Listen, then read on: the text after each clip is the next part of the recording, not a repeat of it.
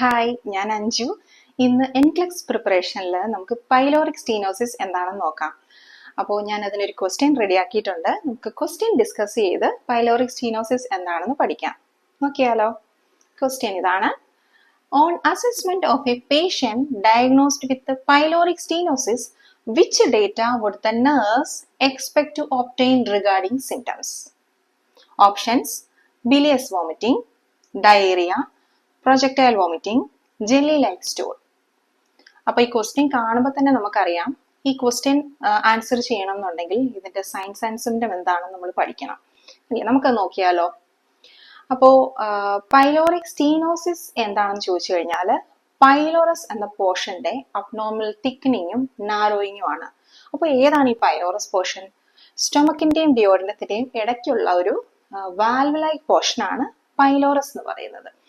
Normally ഈ പൈലോറസിന്റെ function stomach content ഡിയോഡനത്തിൽ എത്തിക്കുന്നത് slow ചെയ്യാനും ഡിയോഡനൽ കണ്ടന്റ് ഒരിക്കലും ബാക്കപ്പ് ചെയ്ത് റിഗർജിറ്റേറ്റ് ചെയ്ത് സ്റ്റൊമക്കിലേക്ക് പോകാതിരിക്കാനുമുള്ളൊരു ഫംഗ്ഷൻ ചെയ്യുന്ന ഒരു ഓർഗനാണ്, ഒരു പോർഷനാണ് പൈലോറസ് എന്ന് പറയുന്നത്. ഇതൊരു വാൽവ് ലൈക്ക് പോർഷനാണ്.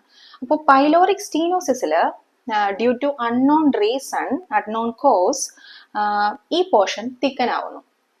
ആ പോർഷൻ തിക്കൻ ആവുന്നതുകൊണ്ട് തന്നെ നാരോ ആവുന്നു. അപ്പോൾ സ്റ്റൊമക് കണ്ടന്റ് ഡിയോഡനത്തിൽ എത്തുന്നത് ഒബ്സ്ട്രക്ഷൻ ഉണ്ടാക്കുന്നു ഇത്. അപ്പോൾ തന്നെ പേഷ്യന്റ് വോമിറ്റിംഗ്, പ്രൊജക്റ്റൈൽ വോമിറ്റിംഗ് കാണിക്കുന്നു. കാരണം കുട്ടിക്ക് നമ്മൾ നോർമലി ഇത് ഇൻഫൻസിലാണ് ഈ കാണുന്നത് ഡിസീസ് കണ്ടീഷൻ. അപ്പോൾ നമ്മൾ ഫീഡ് കൊടുത്തു കഴിയുമ്പോൾ തന്നെ soon after feed projectile vomiting നമുക്ക് കാണാൻ പറ്റും. പ്രൊജക്റ്റൈൽ എന്ന് പറഞ്ഞാൽ ഒരു ഫോഴ്സ്ഫുള്ളി ഉള്ള വോമിറ്റിംഗ്. നമ്മൾ ഫീഡ് കൊടുത്ത് കഴിയുന്ന ഉടനെ തന്നെ നമുക്കൊരു ഫോഴ്സ്ഫുള്ളി വോമിറ്റിംഗ് കാണാം. കാരണം ഇവിടെ ഒരു ഒബ്സ്ട്രക്ഷൻ ഉള്ളതുകൊണ്ടാണ്. നമുക്കറിയാം GI ട്രാക്റ്റിൽ എന്തെങ്കിലും ഒരു ഒബ്സ്ട്രക്ഷൻ ഉണ്ടായെങ്കിൽ നമ്മൾ കഴിക്കുന്ന ഫുഡ് പ്രൊജക്റ്റൈൽ, അതായത് ഫോഴ്സ്ഫുള്ളി വോമിറ്റ് ചെയ്യുന്നു. അപ്പോൾ അതാണ് അതിന്റെ ഫസ്റ്റ് സിംറ്റം എന്ന് പറയുന്നത്. അതുപോലെ തന്നെ ഒലിവ് ഷേപ്ഡ് മാസ് എപ്പിഗാസ്ട്രിക് റീജിയനിൽ നമ്മുടെ അംബ്ലിക്കസിന്റെ ജസ്റ്റ് റൈറ്റ് സൈഡിലായിട്ട് ഒലിവ് ഷേപ്ഡ് മാസ് ഫീൽ ചെയ്യും. അത് ഈ പൈലോറിക് സ്റ്റീനോസിസ് പോർഷന്റെ തിക്നെസ് കൊണ്ട് നമ്മൾ പാൽപേറ്റ് ചെയ്യുമ്പോൾ നമുക്ക് ഫീൽ ചെയ്യാൻ കഴിയും. പ്രൊജക്റ്റൈൽ വോമിറ്റിംഗ് എന്താണെന്ന് നമ്മൾ കണ്ടു. ഈ പ്രൊജക്റ്റൈൽ വോമിറ്റിംഗ്, അതായത് ഞാൻ പറഞ്ഞു സൂൺ ആഫ്റ്റർ ദ ഫീഡ് ആണ് ഈ വോമിറ്റ് ചെയ്യുന്നത്. അതുകൊണ്ട് തന്നെ ബേബിക്ക് വേണ്ട ഫുഡ് കിട്ടുന്നില്ല. അത് ഫോർമുല ആയാലും മിൽക്ക് ആയാലും ബേബിക്ക് വേണ്ട ഫുഡ് കിട്ടുന്നില്ല. അതുകൊണ്ട് തന്നെ ബേബി എപ്പോഴും ഒരു ഹങ്കർ ഫീലിംഗ് കാണിക്കും. എപ്പോഴും വിശപ്പാണ് കുട്ടിക്ക്. അടുത്ത സിംറ്റം എന്ന് പറയുന്നത് peristaltic wave from left to right. അതായത് ബേബിയുടെ ലെഫ്റ്റ് സൈഡ് ഓഫ് ദ അബ്ഡോമനിൽ നിന്ന് റൈറ്റ് സൈഡിലേക്ക് ഒരു വേവ് ലൈക്ക് മൂവ്മെന്റ് നമുക്ക് കാണാൻ കഴിയും. അതിനൊരു എക്സാമിനേഷന്റെ ആവശ്യമില്ല, ഒരു ഒബ്സർവേഷനിലൂടെ തന്നെ നമുക്ക് കാണാൻ പറ്റും. ലെഫ്റ്റ് സൈഡ് ഓഫ് ദ അബ്ഡോമനിൽ നിന്ന് റൈറ്റ് സൈഡിലേക്ക് ഒരു വേവ് ലൈക്ക് മൂവ്മെന്റ് കാണാൻ പറ്റും. അത് ഒരു കോമ്പൻസേറ്ററി മെക്കാനിസം എന്ന് വേണമെങ്കിൽ നമുക്ക് പറയാം. കാരണം ഇവിടെ ഒരു ഒബ്സ്ട്രക്ഷൻ ഉള്ളതുകൊണ്ട് തന്നെ നമ്മുടെ ബോഡി എടുക്കുന്ന ഒരു കോമ്പൻസേറ്ററി മെക്കാനിസം ആണത്. ഫോഴ്സ്ഫുള്ളി പെരിസ്റ്റാൾട്ടിക് മൂവ്മെന്റ് കൊടുത്താൽ കണ്ടന്റ് മൂവ് ചെയ്യും എന്നുള്ളൊരു പ്രതീക്ഷയിൽ ബോഡി എടുക്കുന്ന ഒരു മെക്കാനിസം ആണ് ഈ ഫോഴ്സ്ഫുൾ പെരിസ്റ്റാൾട്ടിക് മൂവ്മെന്റ് എന്ന് പറയുന്നത്. അത് നമുക്ക് കാണാൻ കഴിയും. ഒരു വേവ് പോലെ ലെഫ്റ്റ് സൈഡിൽ നിന്ന് റൈറ്റ് സൈഡിലേക്ക് ഒരു വേവ് പോകുന്ന കാണാം. അതാണ് peristaltic wave from left to right.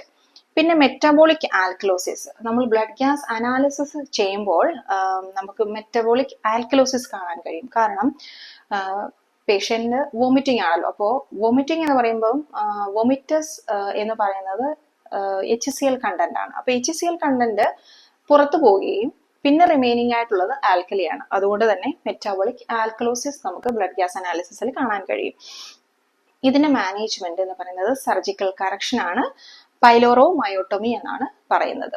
അപ്പോൾ ഇപ്പൊ ഇത്രയും നമ്മൾ കണ്ടതുകൊണ്ട് തന്നെ ആൻസർ നമുക്ക് ചെയ്യാൻ എളുപ്പമാണ്.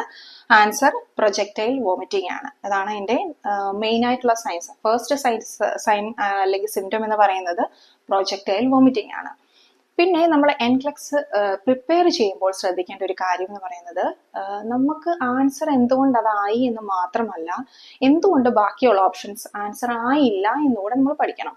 അങ്ങനെ നമ്മൾ പ്രാക്ടീസ് ചെയ്യുന്നതുകൊണ്ട് കുറച്ചധികം ക്വസ്റ്റ്യൻസ് നമുക്ക് ആൻസർ ചെയ്യാനായിട്ട് നമ്മൾ കേപ്പബിൾ ആകും.